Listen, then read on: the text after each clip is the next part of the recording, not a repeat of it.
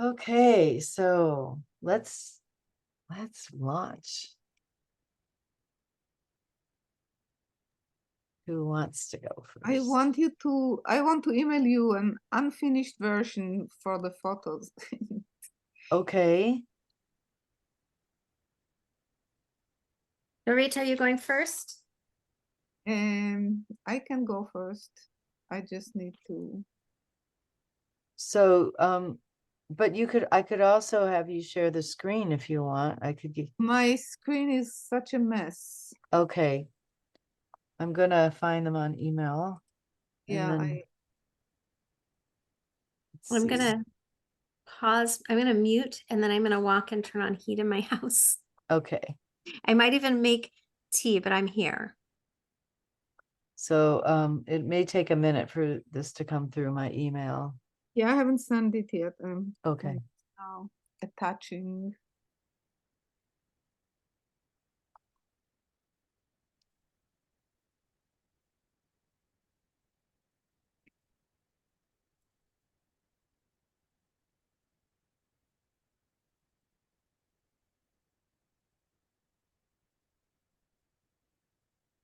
Okay, PDF should be good enough, right? Um, Are I you can- emailing something or chatting us? What are you doing with that? I'll send yeah, just a minute.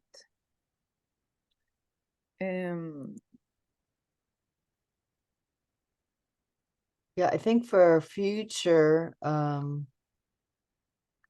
you're emailing it, I'll download it and then I'll share whatever you have sent. I should be able to share my screen and I'll just say, in future, the probably easier way to do this is to put things in a Google Doc and then the link can be put in the chat and everybody can have Right. access to. Yeah.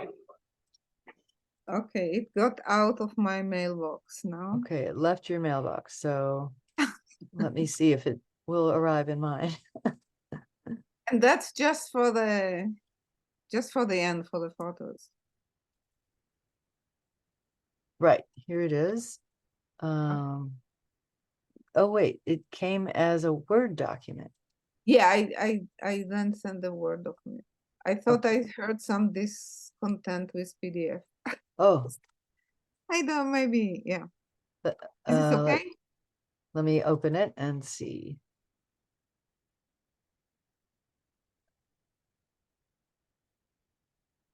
Yeah.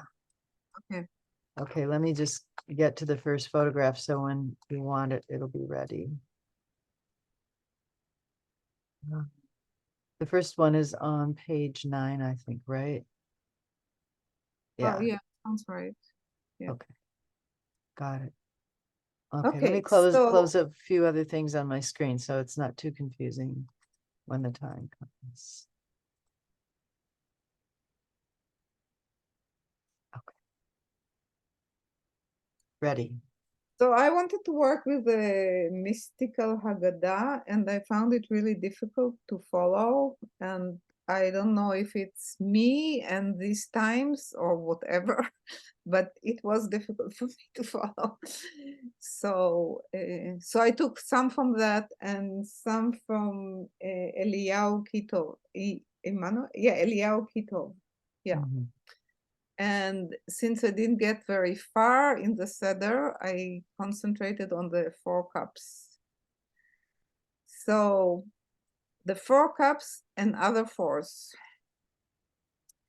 One of the better known elements of the Haggadah ritual is drinking 4 cups of wine.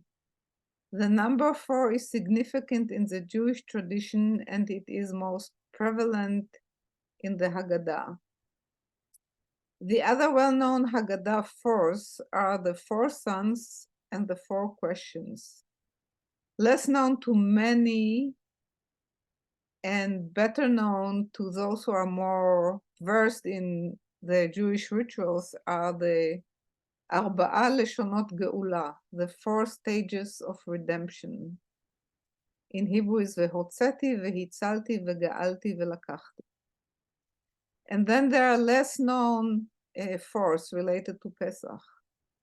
4 animals are mentioned in Chad Gadya: ox, dog, cat, and kid. In the Exodus story, the Israelites spent 4 decades in the desert. And then there are 4 merits that because of them Israel were saved. They did not change. Okay, I got messed up because of the formatting. Anyway, so the 4 merits are: they did not change their names, they did not change the language they were speaking, they did not engage in evil speech, and they did not engage in forbidden sexual relationships. And I found a website that lists like 23 force related to Pesach. And they include those that I mentioned. And then I found another thing that says that the gematria of Pesach is 4. If you add 80, 60, and 8, it's 148. You add those numbers, it's 13. And then 1 plus 3 is 4. In Judaism, the number 4 appears in many places and most prominently in the 4 matriarchs. This is very fitting for Pesach, as women play a more important role in the Exodus story than in any other story in the Bible. Yocheved and Miriam put Moshe in the Nile. Pharaoh's daughter adopts him. Yocheved nurses him in his new home, and the Hebrew midwives do not follow the king's decree and do not kill the Hebrew firstborn sons. Other 4s in Judaism are the 4 tzitziot of the Talit, the 4 rivers that flowed from the Garden of Eden, 40 days of the flood, and 4 sections that are written in the Tefillin, and of course the 4 letters in Yud Hey Vav Hey. In nature, the number 4 is related to 4 directions and 4 seasons. Most structures we use for our daily living are compromised of many rectangles, room, furnitures, etc. On another side of our universe, in China, in Chinese culture, the number 4 is associated with bad luck because it sounds similar to how the word for death sounds. Buildings sometimes do not have a 4th floor. Streets do not have numbers, houses numbered 4, etc. Back to our cups of wine. And this is from the Book of Heritage by Eliyahu Kito. The 4 cups are divided through the Seder, 2 after a series of blessing and 2 in conjunction with reciting Hallel. Thus, the 3rd cup drunk after the recital of Kiddush, the 2nd after reciting what is referred to as the Egyptian Hallel, and the 3rd after the blessing of grace after the meal. The last one is after the completion of Hallel at the end of the Seder. Every person is obligated to drink 4 cups of wine or grape juice, and drinking a whole cup each time is better than drinking just part of a cup. If one drank all 4 cups at once, they have not fulfilled the obligation. The Talmud notes that this obligation is incumbent upon men, women, and even children, for all were redeemed from Egypt. The mitzvah of drinking the 4 cups is so important that even a poor person who is dependent upon charity is required to sell their clothing in order to purchase wine to fulfill this mitzvah.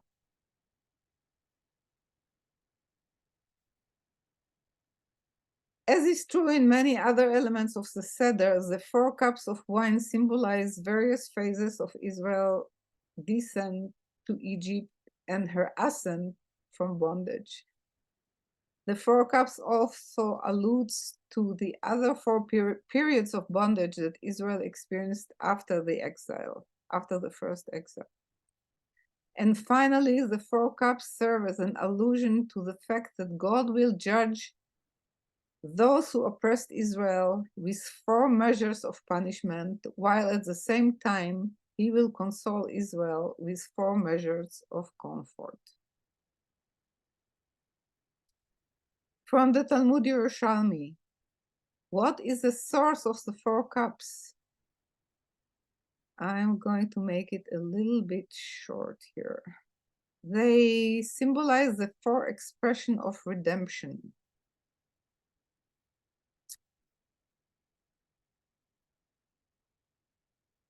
More teaching about the significance of 4 cups from Rabbi Yehoshua ben Levi. The cups symbolize the cups in Pharaoh's dream, the one of the first dreams that Joseph interpreted. Rabbi Levi, the 4 cups allude to the 4 kingdoms that subjugated Israel after the exodus from Egypt: Babylonia, Media, which is Persia, Greece, and Edom, Rome.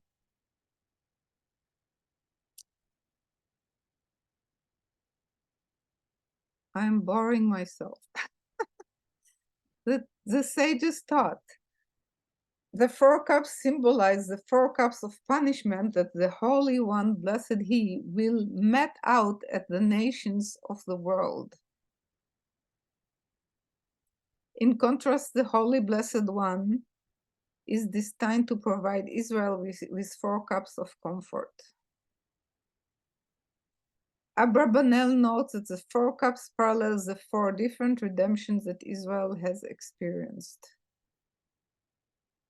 The Gaon of Vilna sees a parallel between the 4 cups and the 4 different worlds, but these are not the 4 worlds that we usually refer to. What he means is our present material world, the world that will exist in the days of Mashiach, the world that will be when the dead are revived, and the world to come. Maharal finds parallel between the 4 cups and the 4 matriarchs, which we mentioned before. Yalkut Shimoni notes that the names of the patriarchs and the matriarchs were inscribed on the staff through which Moses brought upon the miracles of Egypt. Bnei Issachar writes, the 4 cups parallel the 4 sources of virtues that Israel had in Egypt, which was mentioned before. I also read, but I didn't find it again, that the 4 mitzvot of Pesach, of Pesach, 2 come from Torah, that's matzah and telling the story, and 2 come from the sages, and that's 4 cups, and I'm not sure what the other one refers to. Red wine. The mitzvah of 4 cups is optimally fulfilled with red wine. And part of it is because it reminds us of blood, the blood of circumcision and the blood that was splattered on the doors of the Israelites.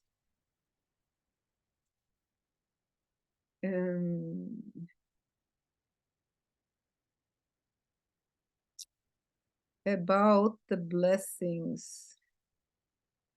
Although usually one recites a blessing before the performance of a mitzvah, the sages did not ordain a bracha to be made before drinking the 4 cups, since they are not drunk all at once.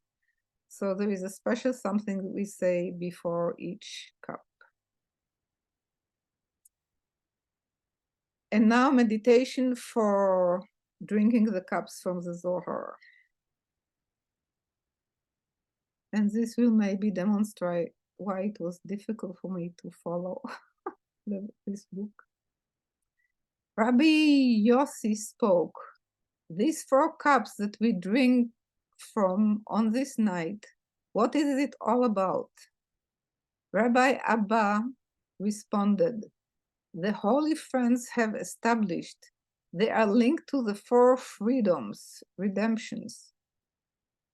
It is beautiful to note from the secret book of grandfather Ye'ivi, since on this night the sacred lovemaking and cosmic union manifest in every direction within 4 centers, and there are 4 stages that reveal to us a union that is never disconnected from each other. At that moment, when this union happens, we experience a joyous awakening, for we have merited in this. And one who becomes one in this merits everything. It is also said that the 4 are referred to as 4 redemptions. Why? For the final stages of this redemption is called the liberator. It is not named liberator only through the powerful final transcendent stage established upon her and illuminating her. And that's referred to the Shekhinah in exile. The illumination of redemption only manifests through all 4 stages of redemption. And this is the end of the quote from Zohar. And then the writer says, "This night is different from all other nights, and thus it is auspicious to act in a different way with everything we do on this night. And furthermore, it is auspicious to be open to the possibility to experience joy. For this night, the joy and ecstasy are above and below." At the onset, Rabbi Ye'ivi clarifies, since a holy union manifests, this means that all negative energy, all leaven products have dissipated, have gone. That is when the cosmic union manifests. And it is through the power of the 4 centers of faith, which are none other than the 4 primary sphirot, the divine qualities of the tree of life. Logic unifies with intuition and harmony with sovereignty. These 4, when unified, represent the 4 letters name of God, Yud, He, Vav, He, as it is well known. Now some of my words from Psalm 52, which is my Jack psalm, the psalm I'm reading for Jack. Mitzion Michlal Yofi Elohim Hofia. An official translation, that's the JPS Gender Sensitive Edition, is from Zion, perfect in beauty, God appeared. My reading is, God appears out of the heart of beauty. This is my experience. Beauty is one of my doorways to the divine. When I see beauty, I experience redemption. Some of the pettiness of my life falls away. It is a kind of unplanned exodus from bondage. Even just typing this makes me feel more joyful. From Rabbi Eliyahu Klein, words above. It is auspicious to be open to the possibility of experiencing joy. For this night, the joy and ecstasy are above and below. For me, there is no better visual manifestation of the connection and intermingling of above and below as in images of reflections. Beauty from above is received by the reflecting vessel below, blurring the distinctions between above and below. Here are some of my favorites. And it would be fitting to do 4, but I couldn't take out some. And one day maybe I'll do 40, but not for this project. So here comes the photos if you want to share a screen.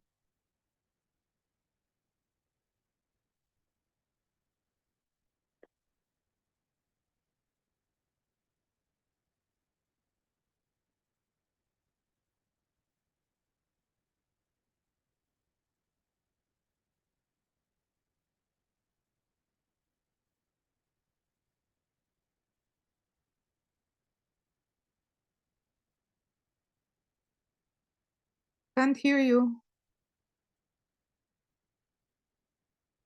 I also have it opened if you just want to describe them. And Rabbi Dan, you could share. And I mean, you should share because they're on the recording. Yeah, I want to share, but they were in a bad place on the screen and I couldn't get a hold of the top to do that. I'm used to the slideshows and this is just in a document, so it's a little bit different. There we go. Okay, let's see if I can make it.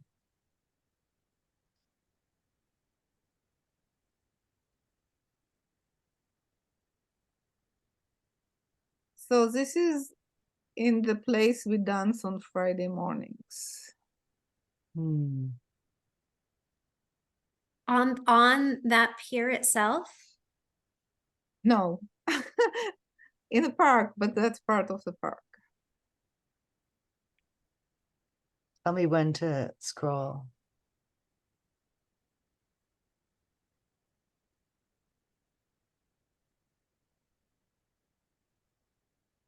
Yeah, you can scroll. Yeah. Sorry. And maybe you could read those last words again about reflection while we're Okay. looking.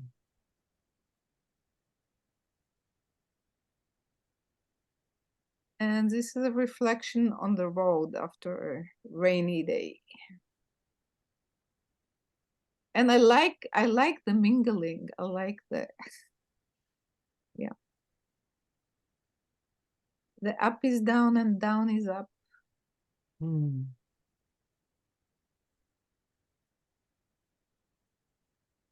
You can go on.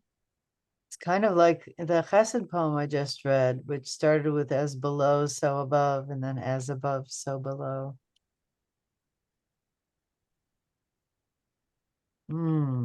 Beautiful.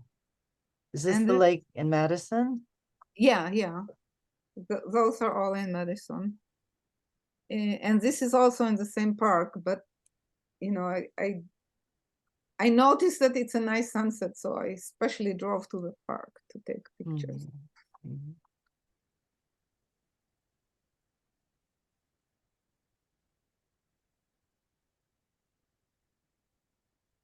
Oops.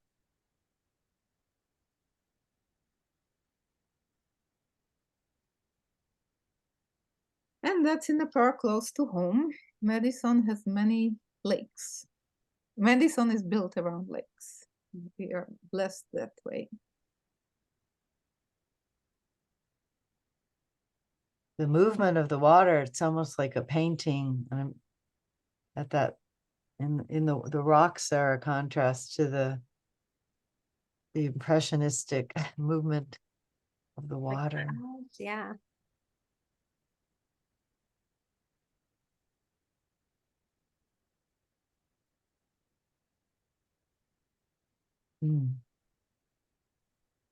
So this is through a rainy windshield. Oh, wow. But you know, the distortion is because of reflections in the raindrops. And I love taking photos through rainy windshields. It's really nice. Dorita, I want to see this one upside down as well. Like, curious, gorgeous. There's this little poster over here. And Yeah, I can see it as an olive. I don't know what it is. oh, but Probably also, says no parking or something like that. yeah, I could see it as an Aleph or even a kind of Magen David. Mm.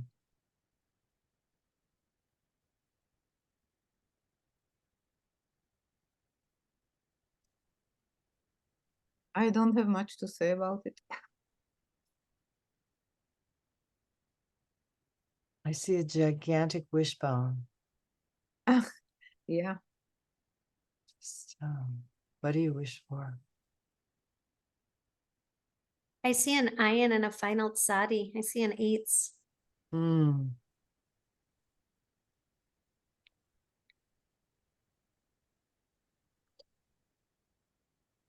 Oh, this is a very big one. Cannot. Might have to make it smaller to fit the whole thing on the screen at once.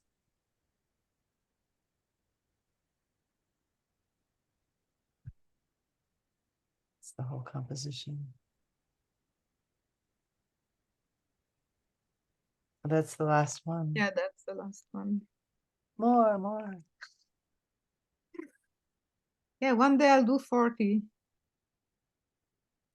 Yeah, I'll Yeah. read again. And you know, it's interesting. I also I'm finding that taking photographs and seeing beauty is a Kabbalistic activity. And it's interesting like to develop this thought more and more.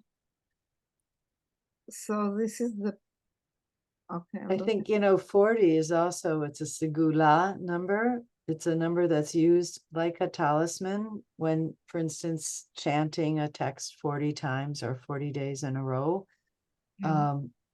So something about making 40 photographs, if this is kind of your move into redemption or liberation, yeah, what that would mean, it'd be like a prayer for, completely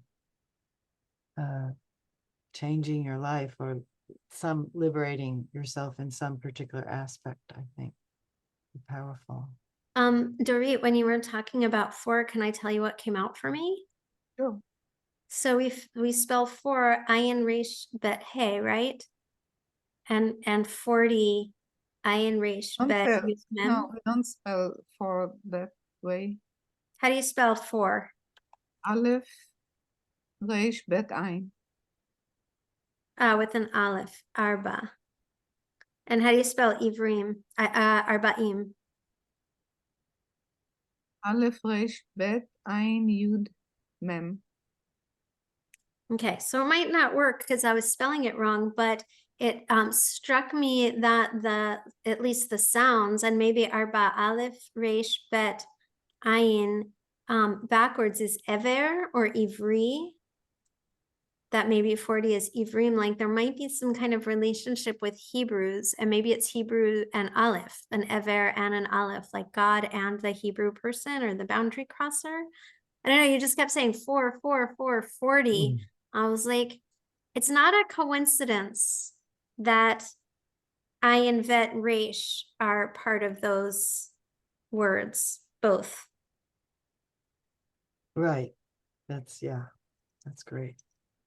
Yeah, I was just trying to capture all the fours, and and then you just alluded to the four worlds as well, and how are the four cups, do they carry us through the four worlds? If that's another metaphor that we could use. But yeah, very powerful.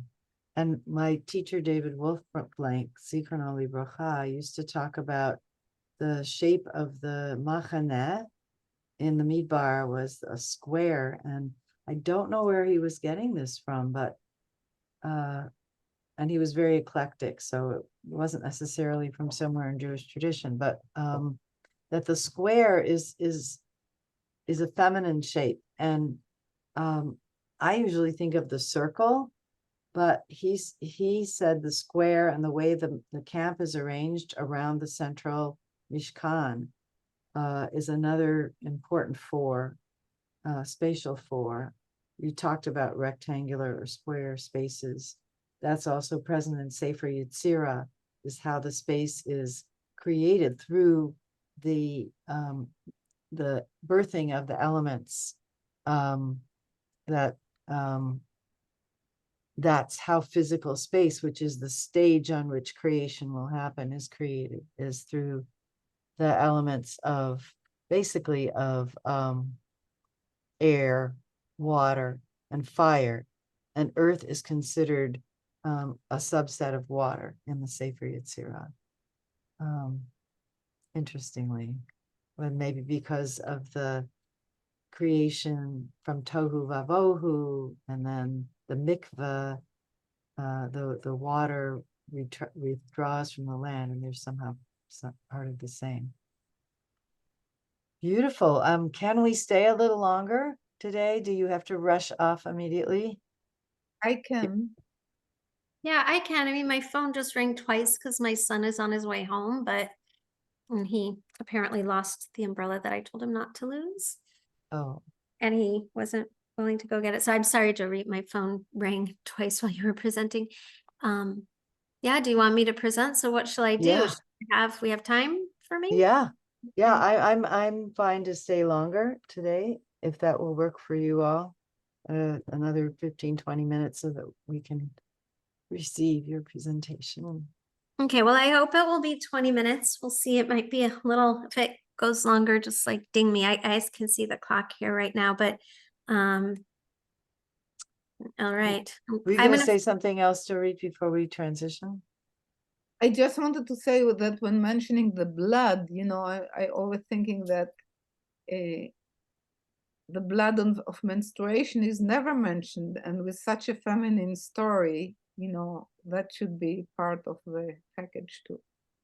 And Oh, I don't know if you yeah. knew this, but blood is made of the letters Dalet and Mem, which is 4 and 40. It's 44. That's another one for you. And I literally was just reading that 44 is double 22, right? And 22 are the otiot, right? That's something to do with Ish and Isha making, or God making through the letters, dam, blood. And you may not know that there are special glasses that are made, and I have a set of them. I was gifted with a set of them that are just the minimum amount of wine. What, I don't know what it is, 1/10 of a log or something like that, that you can drink to satisfy the mitzvah. So that if you don't want to get completely drunk, as I did the first year that I was doing a real Orthodox Seder with an Orthodox friend, and was made to chug 4 full wine glasses full of wine. And then, I stumbled home at like 1 a.m. But I have a set of glasses that are small, and you can easily drink 4 complete glasses at that size. So It's not a zayat. it's not a zayat, that's a dry measure. That's the amount of matzah you have to eat, an olive's worth, but it's part of a log, which is a liquid measure. So, all right. That's so cool. Elisheva. Dorit, Yasher Kochech. Yes, Yasher Good job. Kochech. Beautiful. Thank you for being my partner in this journey. My pleasure. Thank you. All right. Well, I don't know if I have to share, but maybe I should or could. Can I get permission to share, or you want to make me a co-host and then I'll just share the beginning. I don't have beautiful image. Well, oh, wait a minute. I do have images. I completely forgot, but oh, yeah, wait a minute. I have images. I can start with images. Oh gosh. Okay.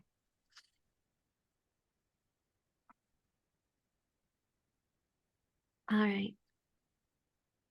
Okay, so it's 2 o'clock. Here we go. I'm gonna share my screen. See what happens if I do it in this way.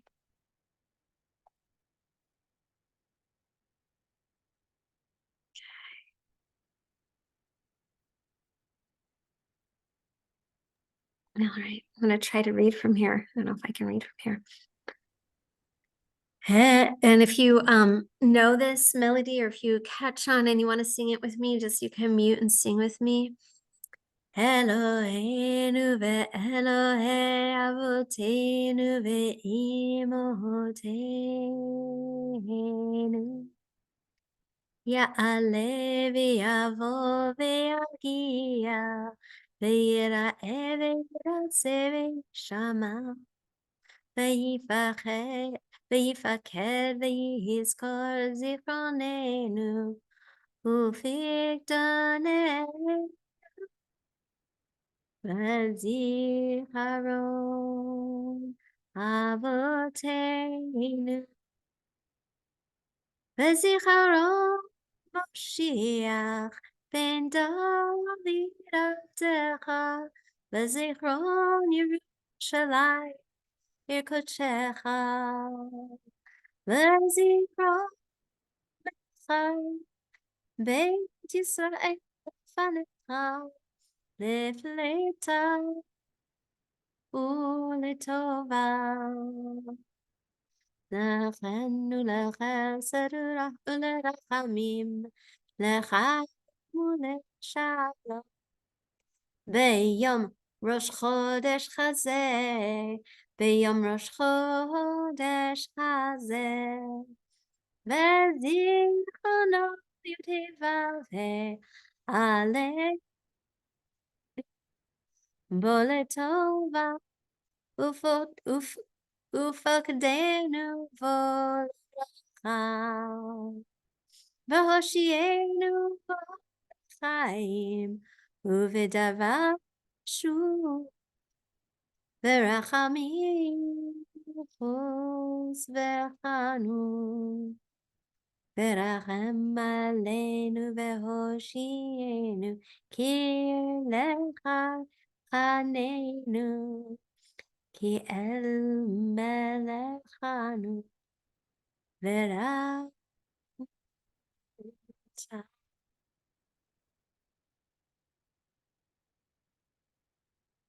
This special prayer is recited as part of the Amidah. It's found in the Birkat Hamazon on Rosh Chodesh and the new moon and on the days of Chod HaMoed, the intermediary days of the festivals of Pesach and Sukkot, 2 of the 3 Regalim, the pilgrimage festivals. As the wise ones taught in a Baraita, when Shabbat occurs on a new moon or on one of the intermediate days of the festival, for the evening, the morning, and the afternoon tefillot, one prays in the usual manner, reciting the 7 blessings of the Amidah and naming the passage of the event of the day. May there arise and come. Ya'aleh v'yavo. This is the text they're speaking about. And it comes in the blessing of the temple service, also known as ritzeh. And then there are all these rules. If one does not recite it at the time you're supposed to, then you're required to return to the beginning of the Amidah and repeat it. It's so important. It is said whenever you need, the author of a website called Miodea says, it's said whenever you need something generic to say about the day. Continuing, this author says it's hard to figure out what it's really about. A summary might be, may Hashem remember us for the good on this holiday and bless us. The Art Scroll explains that on holidays, we think about Yerushalayim. So we ask Hashem to also remember Yerushalayim. But this only explains a few words of the prayer. According to Rashi, Ya'aleh v'yavo is a request for mercy on Israel and Jerusalem to return the temple service to its place and to be able to do the sacrifices for the day. That makes it understandable why it's in the Ritzeh part of the Amidah. But the best answer that I found about like what it means, because I also quite frankly was not just puzzled. The best response I found was for this liturgy was a teaching by someone named Rabbi Louis Isaac Rabinowitz, who said that the words parallel a person's journey to the temple in Jerusalem, something like this. Ya'aleh, he goes up the steps. Ve'yavo, he comes towards the Kohen. Ve'yagia, he gets there. Ve'yira'eh, he appears before God. Ve'yiratzeh, and his sacrifice is accepted favorably. And from there, one's prayers for Mashiach and Yerushalayim and renewal with the moon are sung directly into the ear of God. I really liked that, sort of breaking it down, and you two being dancers, sort of the physical movement of what are they talking about this going up and coming and arriving and being seen and being accepted. So This sort of felt like that works for me. This particular prayer is actually new to me. And even though I've been, and it was introduced by Rabbi Diane in our first or second class, we sort of got it right away in the beginning with the liturgy for Pesach. So I've been celebrating Rosh Chodesh in women's circles for decades, but this particular formal liturgy and its placement in the Amidah is all new. And I don't know that I love it or that I want to embrace singing the words in my practice, but then I heard that beautiful melody that I botched up and singing it to you, and it ends before the actual call of Rosh Chodesh. So it ends with the first slide. So the second slide is me trying to sing it to the second part. Anyway, I'm curious about this prayer and I'm curious about the practice. So in this presentation, I'm first going to move my focus out more broadly to look at some of the sources that we read over the semester, and then understand how the holidays and the liturgy work together, as well as how they might direct us to find the words that are meaningful in our own practice. The Siddur Lev Shalem teaches that the festivals have both agricultural and a historical basis. They celebrate both seasons of the year and a biblical or Jewish story. The editors of the prayer book suggest that as Jews, we experience time through both recurring seasons and through history and its unfolding story.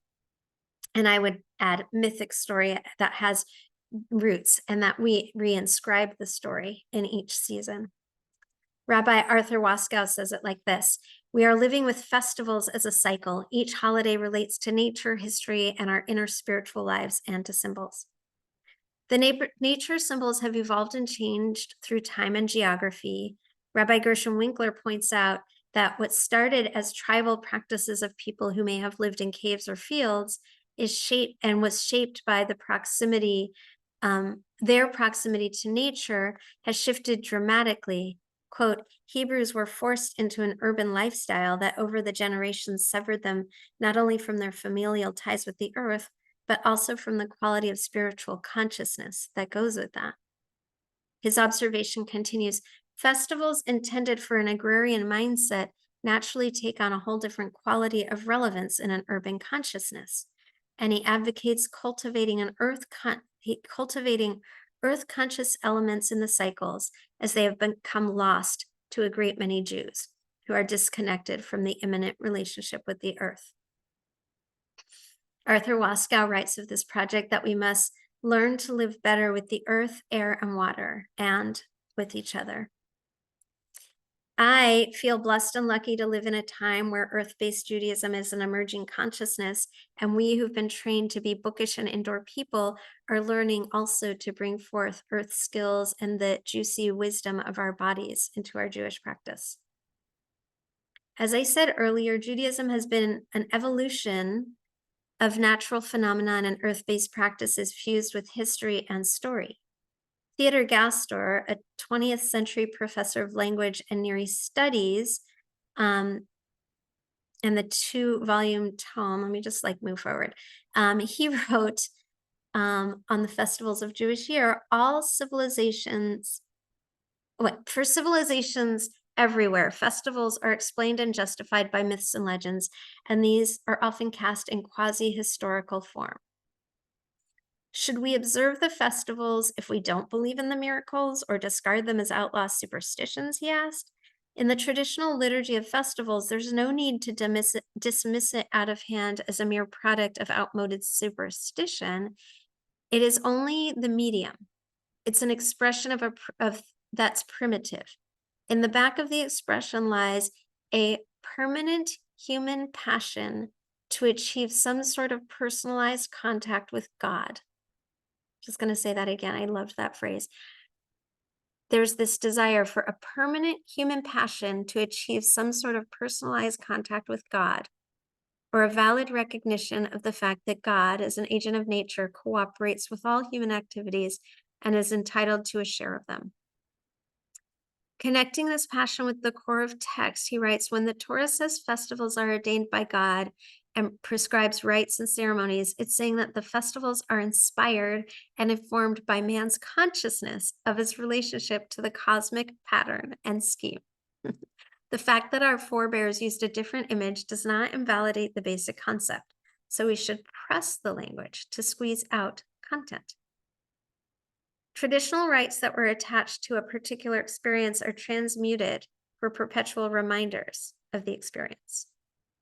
For a proper understanding of the festivals, and I don't know, actually, this all came from my notes. I don't know if this is Gaster or Rabbi Diane, actually. For a proper understanding of the festivals, it's necessary to see them not only in terms of their scriptural formulation, but also, and more importantly, in the light of their entire evolution. I think it's Gaster. Gaster warns that Jewish culture has become detached from distinctive to society, that Judaism was constantly in danger of degenerating into a traditional heirloom rather than a living, organic form of self-expression, becoming conserved rather than creation. Again, here we are living in an age of Jewish renewal. Reb Zalman suggests, in contrast, that the Siddur, our prayer book, needs to be freed from archaic feudal forms of relating, from its form as a book and imprint. The Siddur needs to open to new myths that inspire us to become harmonized to the Godding, and to become a tool for assisting us to come to global telepathy. At least it must help us to daven, at least this prayer book and the prayers must help us to daven with significant persons in our basic reference group. It must provide not only the rubrics of telling us when to say Ya'aleh v'yavo, but also how to attune our consciousness to our recital, meaning paying attention and knowing what we're actually saying. This new Siddur, I guess it's a new imagined Siddur, must give us an enlarged repertory from which to improvise the accompaniment for the melody line of our lives. As Rabbi Diane Elliott asks, how does the liturgy draw us in? How does it lead us to deeper contemplation and experiences? She encourages us students to live into the question of how might I learn to translate and understand and adapt this prayer for my own practice? As Arthur Waskow says, from the beginning, the Jewish people have celebrated the festivals in order to honor the unity that underlies all of life. The very interweaving of themes of history and nature and human life cycle and moments of spiritual experience remind us that, in some sense, all realms of life are dancing with each other. The circles of the sun and of the moon, of a single human life between the generations, and an entire people's history of renewal, of every quiet act of newness, birth, creation, all are echoes of one circle. This circle is connected to the past, to the present, and to the future. Ismar Elbogen, famed scholar of Jewish liturgy, writes that the Jewish liturgy is unparalleled as it freed itself completely from sacrificial cult, becoming the prayer of the heart, Avodat Halev. You can pray anywhere, anytime. The liturgy originally was not said. It was much shorter than it is now. Themes of the prayers, which we might call kavanot, were offered, and then there was silent time. Public prayer was brief, followed by prayer of the individual. Our prayers, as we know them now in prayer books, were set in the 5th, 6th centuries with the Talmud, and then they became more solidified in the 7th and 8th century. For me, this offers us so much permission to create the prayers of our hearts. In his book, Inviting God In, Rabbi David Aaron reminds us that how we name God depends on how we perceive a given encounter with the divine presence. When we enter into and celebrate a holiday, we acknowledge how the divine enters our world and meets us in time. Moed, he explains, literally means a date or a meeting. So does that mean that a holiday is a date with God? All Jewish holidays connect us with the drama of Jewish history, with sharp turns and contrasts, he teaches. Each holiday, we relive the dramatic events that occurred on those days, remembering and celebrating in God's timeless love for us.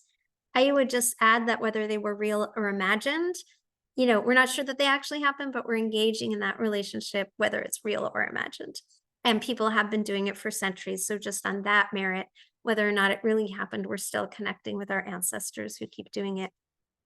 How might I learn and translate and understand or adapt this prayer, this Ya'aleh v'yavo, for my own practice? Well, Rabbi Gershom Winkler would say, call forth a spiritual warrior within yourself. Dare to take that risky leap of faith. Dare to take the risky leap of faith that we can actually change things for the better. Rabbi Shefa Gold suggests that when we enter into a prayer practice, she says, God is calling you to intimacy with the reality before you. Kiss me, life says. Your sweet love is better than wine, better than an abstract ideal. She suggests that prayer can be a journey or a pilgrimage, and that to embark on a pilgrimage is to be open to the message that you have spent your whole life resisting. To embark on a pilgrimage is to be willing to leave behind the familiar comforts, habits, addiction, and self-definitions, and to walk straight into the truth of who you were meant to be. A tourist, she says, goes to get something, a view, and experience a souvenir. A pilgrim steps into each blessing ready to change the quality of the self. As a pilgrim, she writes, this is not me, I am being moved. Hold on. My phone, hold on. As a pilgrim, I'm being moved this doorway between this finite world and infinite mystery. Pilgrimage begins the moment I realize I need this. Bring an offering, she says, open wide to receive the gift of the place. Max, I'm giving a presentation and I'll call you back in a few minutes, okay? I'll meet you in the store. What? If it's sugar-free, I'll meet you there. Bye. Rabbi Diane, with her spiritual flashlight, asks us to consider what is the deep need in the soul that our liturgy and our festivals speak to. Often when you ask people what they remember about being Jewish, it's the food, the kugel or the soup or the dessert that their grandmother made. The different layers make these mo'adim l'simcha, these seasons of joy, meaningful for us. They spear us into action and they transform our lives. But Rabbi Diane insists on asking, in addition to all of that, how can I make my learning an act of love? The body-mind drawn towards certain melody or prayer or phrase or story. I don't know what I was saying there. The purpose of a class like this is to give us a sense of what is out here, what is there, where does it come from, and what are my options.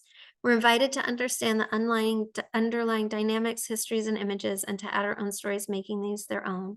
We have tools to look at each event, each holiday through a lens of the four worlds, and then I wrote the four worlds and questions, Rabbi Diane, that you gave us. I'm not going to repeat them here for time's sake, but I'd like to apply this lens to Rosh Chodesh, figuring out what practices are right for me at this time.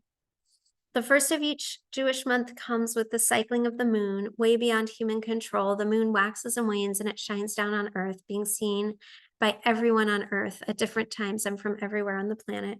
Rosh Chodesh is a celebration of the new moon, its slender crescent barely visible in the night sky, the moon waxing and waning, the rules, this moon waxing and waning rules the lunar calendar, the Jewish calendar.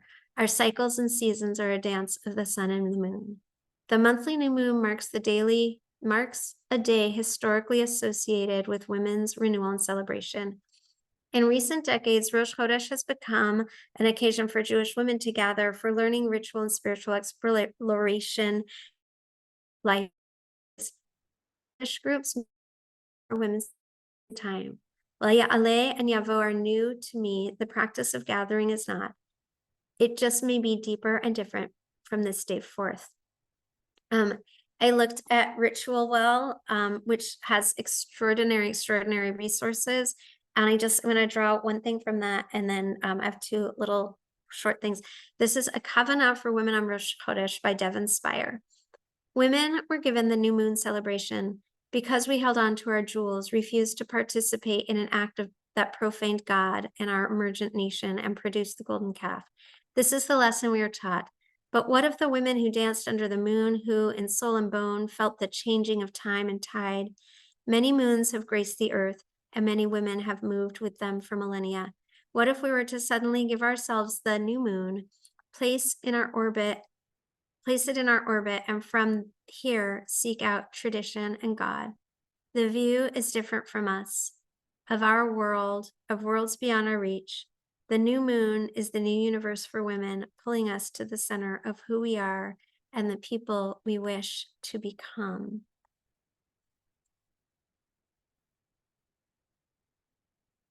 Ya'aleh v'yavo v'yagia. יעלה ויבוא ויגיע, ויראה וירצה, וישמע ויפקד, ויזכור. I think I had a dream of, or an inkling, it wasn't exactly a dream, but when I thought about knowing that I wanted to work on this particular new prayer for this class, I thought maybe I'll rewrite it, or maybe I'll actually like go in and translate every word, or maybe I'll feminize it or do something. And the truth is, I haven't done that. I still haven't fully accepted that I like the prayer, but I think I'll lean in and try to understand the Zicharon of Mashiach in Yerushalayim, and you know, continue to add my funky Northern California Jewish renewal feminist other interpretations and blessings. But anyway, for now, here we are on the like 6th or 7th day of this moon of Tevet, and you know, it's going to continue to bind us and connect us whether we're talking about it or not. So thank you, Rabbi Diane. Thank you, Dorit. Dibarti. Shamati. Thank you, Elisheva.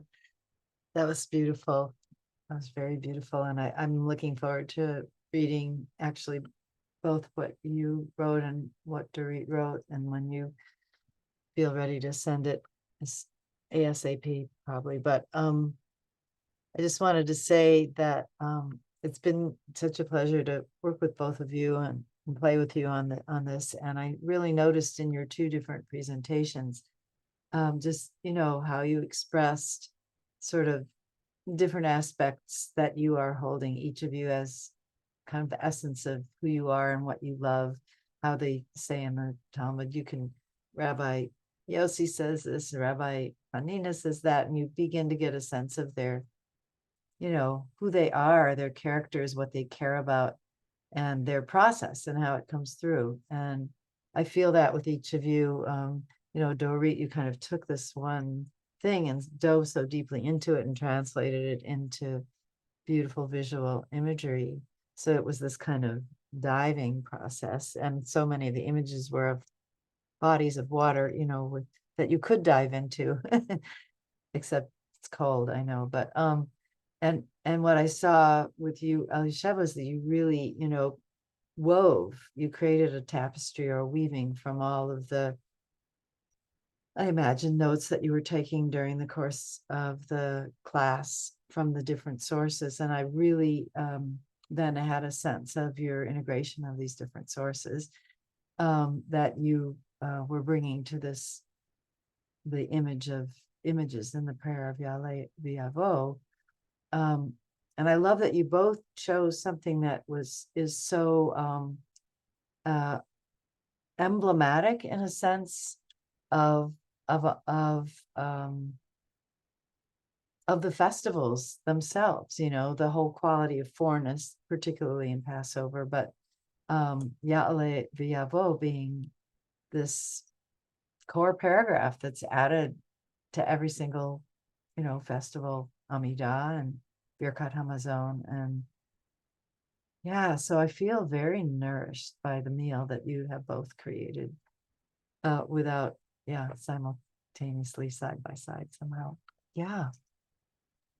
I actually want to thank both of you. And I don't think I speak only for myself, but I might. This has been really the hardest semester I've ever experienced. And it has been so really hard for me to focus, especially on the reading. So Dorit, I just have appreciated the time when we've been able to hold each other and talk and read together and respond, or like, you know, some I've appreciated that. And Rabbi Diane, just your grace in showing up and carrying both of us, because even if I read this stuff, I did not always absorb or integrate. And I feel like I've been so kind of out to lunch in some ways. And it's been like a little, I know for all of us, you light your candles. Sometimes you teach us some Zohar, and then we get to be here for this time.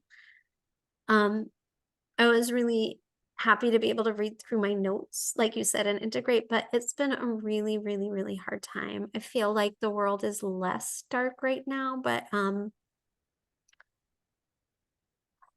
I think that this has been a time when I more than ever have felt like I might lose my faith. And the good news Mhm. is that I read something from this Spot Emmett that said, the darkness is there to remind you to light your candle. Like, how much more do we need faith in dark times? And so, I don't know, just thank you. Thank you for carrying us in this.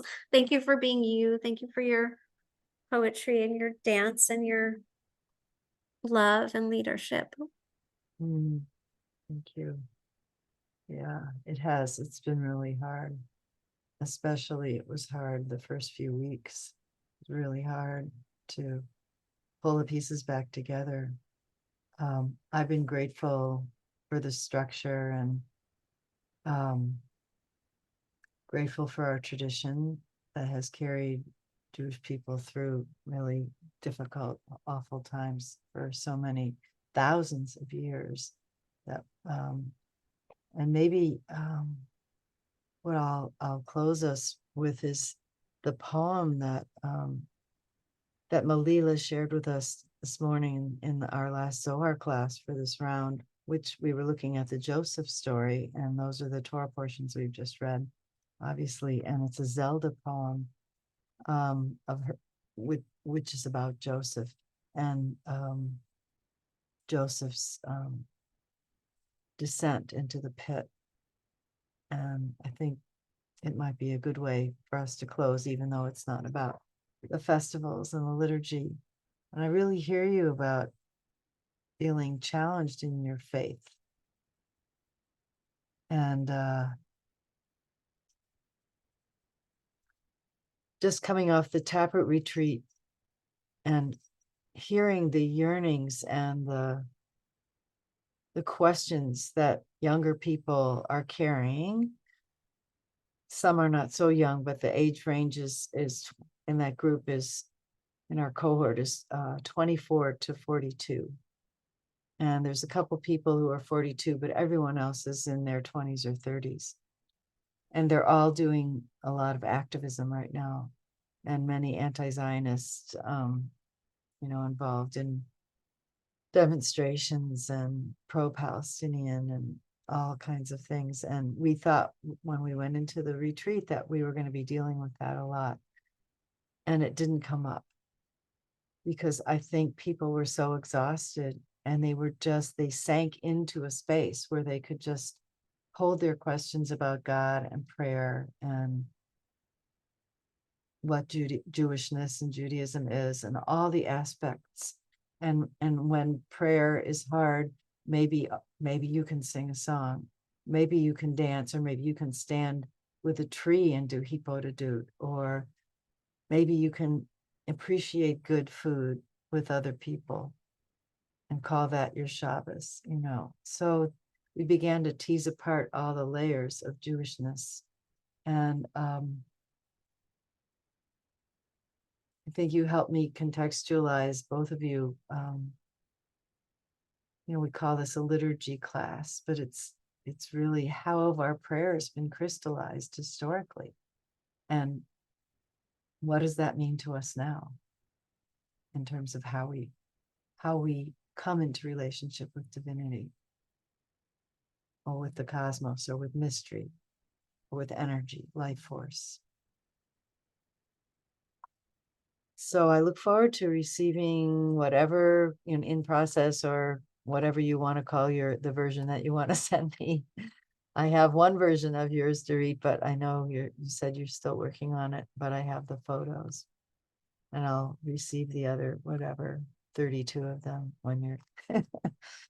So see if I can pull up this piece that Moila sent us. I must have put it in with that folder, and then we'll close with that. So hard. I didn't get to share with you, but it really is a whole semester's course on or at least several classes on the trajectory, the Zoharic and Kabbalistic trajectory from the high holidays through Shmini Atzeret, which is a whole nother story that's happening for the Kabbalists parallel to whatever our personal teshuva is. Yeah, Is that for like when we graduate or something? I mean, that just sounds so intriguing. If we're not getting it here, where will we ever get it? You'll have to take a class maybe with Avraham Leader in Jerusalem online. If he ever offers it again, it was really wonderful. We did it a couple years ago, some of us with him. But yeah, I mean, I'm happy to share with you at some point, but it would take, it would be a couple classes probably. I feel not qualified to really teach it, but we have the Zoharic text and I have my notes, so I could share. This class, this poem is, well, the Hebrew word is Chalomot Ga'aguim, which the translator, I already started to change some of the translation. I have to go back and Chalomot Ga'aguim, longing struck is a hyphenated word, is how the translator, and this is a poem of Zelda. Longing struck. Longing struck for closeness without demands, I told the wind, who cast coldness into my face and fled. There is so much gentleness, so much protection, so much counsel in the word brother, and so much envy, whispered Joseph, the righteous, whose brothers cast him into the pit. I was stunned by that beauty of his, but not from the power of beauty did the innermost point awaken in my soul. I recalled his wisdom, but not from the power of understanding did a hope shine forth that is greater than the strength of a person. And I said, how illustrious to sing your wonders, Yah, as the life of the dreamer did sing. And I light a candle of thanks that Joseph emerged beautiful as the dawn from the humiliation of the pit. That his intelligence, horrified with insult, agreed to again become wise, resumed understanding of the signs. That their hate did not cause him to forget the language of the stars. Because in my case, with each sorrow, the chambers lock, and sometimes even courtyards of the seasons of the year shut closed. When I emerged into the world, it was morning, and a nightingale stood in a potted plant and ate weeds. I wanted to tell him everything, but he forgot that we were created by one God and didn't understand.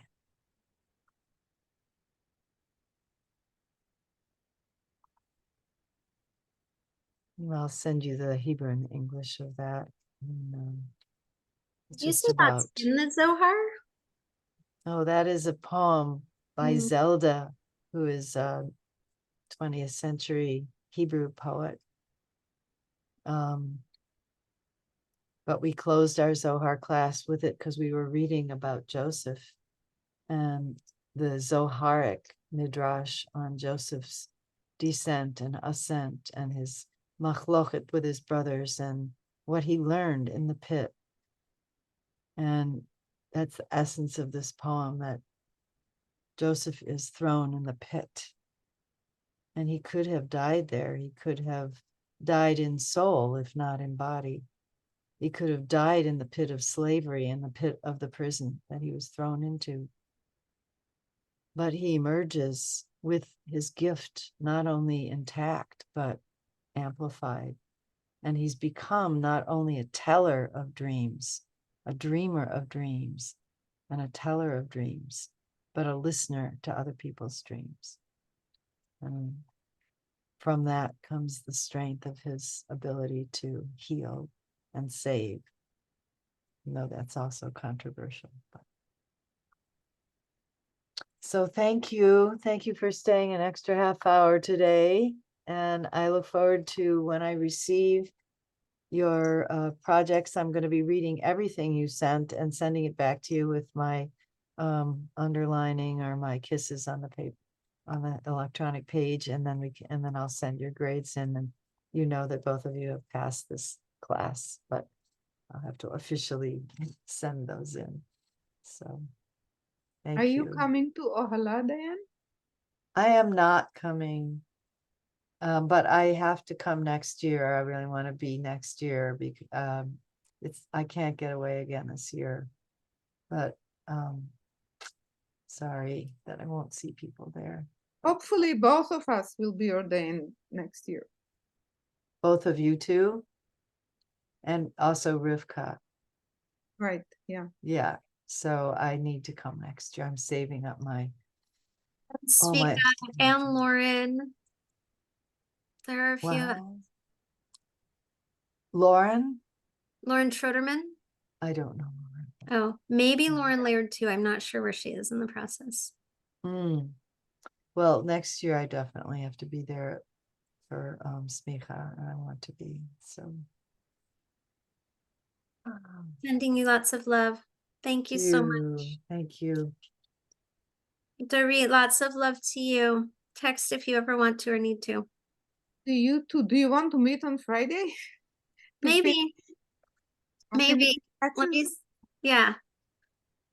Let me see, just to hold space. I've been calling out to people like, can you just hold space for my study hall right now? So, okay, I may finish it before then, but if not, yeah. Okay. Bye, guys. Ah. Bye.